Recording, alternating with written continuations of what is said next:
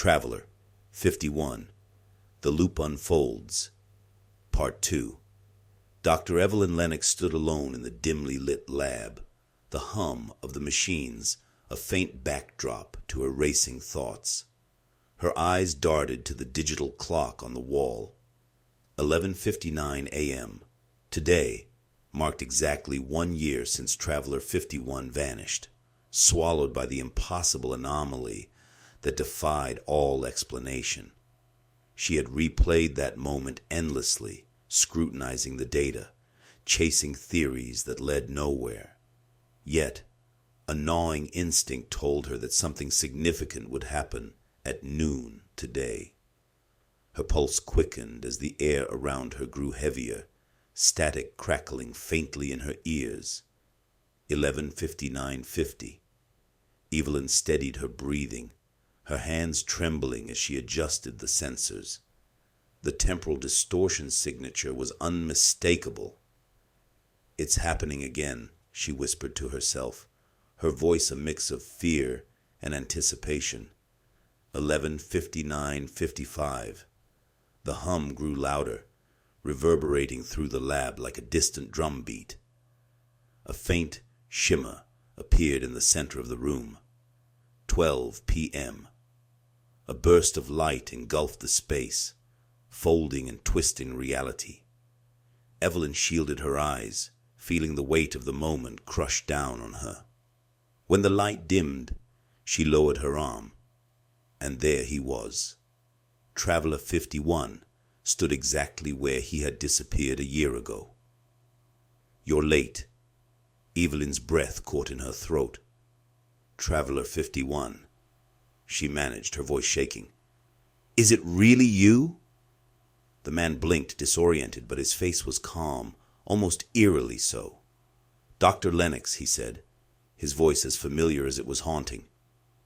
"We don't have much time." She froze, her heart pounding. "What do you mean? You've been gone for a year. Where have you been?" Traveler 51 tilted his head, studying her as though she were a stranger. "Gone? Number, I've been here. Everywhere. And nowhere. It's all the same now." Her chest tightened. "What are you talking about?" "You've asked me this before," he said, almost apologetically. "Every time you ask the same questions, and every time we run out of time. The loop resets, and we lose everything." Evelyn stepped closer, her mind racing. "A loop? What kind of loop?" Traveler 51's expression hardened. "This moment, me coming back, you asking questions, it's happened before, again and again. We're trapped in a loop, Doctor, and it always ends the same way." Memories from the void. Evelyn's hands clenched into fists. "Then tell me something I don't already know. What happens when the loop resets?" Traveler 51 hesitated, as though choosing his words carefully. "When I vanish, I wake up in another place, a void, timeless and infinite, and every time I return here, I remember more, fragments of what's happening." Her voice sharpened. "Fragments of what?"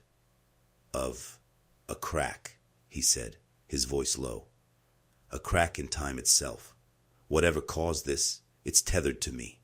I'm the anchor for this loop, and it's breaking everything apart." Evelyn's stomach dropped. "A crack in time?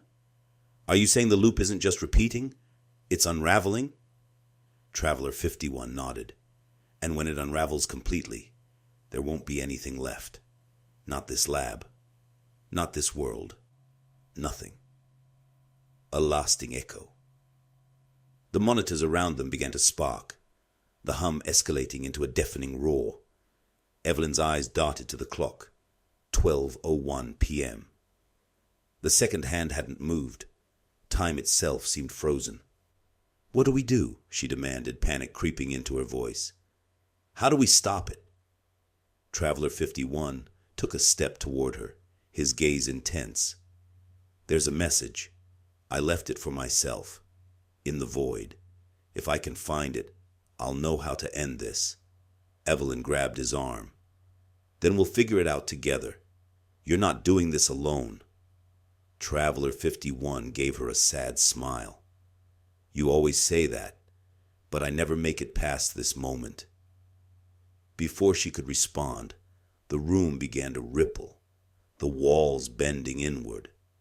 Traveler 51's form wavered, flickering like a bad signal. Wait, Evelyn screamed. What's the message? Where is it? Traveler 51's voice echoed faintly as his body dissolved into light. Break the clock.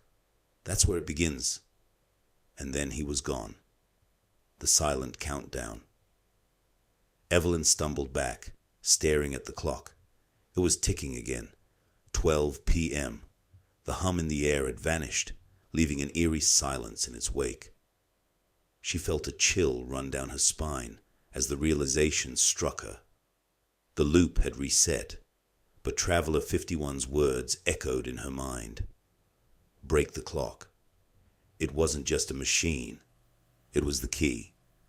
And now, she had to decide whether to follow his cryptic warning or risk losing everything to the loop again.